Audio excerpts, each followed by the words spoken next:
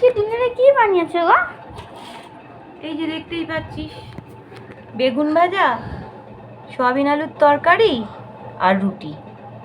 তাহলে খেতে দাওনি কেন এখন আর? আমার খুব খিদে পেয়েছে, আগে আমি খাবো, তারপর তোরা খাবি। ঠিক আছে, তাহলে তুমি নিজেরটা তুলে নাও, তারপরে আমাদের খেতে দিয়ে দাও। আমি জানিস তো বেগুন ভাজা দিয়ে রুটি খেতে ভালোবাসি, ওই জন্য 4খানা বেগুন ভাজা নিয়ে বসেছি। আর সোয়াবিনের তরকারি তোরা খাবি, আগে আমি খেয়ে নেবো, যদি বাঁচে তখন তোরা খাবি। তাই বলে তুমি পুরো তরকারিটাই খাবে বলো মা? আমি তো বলিনি পুরোটা খাবো, যতটা আমার ভালো লাগবে খাবো, তারপর তোদের দিয়ে দেবো। তারপরে বেগুন ভাজাটা তারপরে পুরো খেয়ে নেবে? হ্যাঁ, পুরো বেগুন ভাজাটাই খাবো।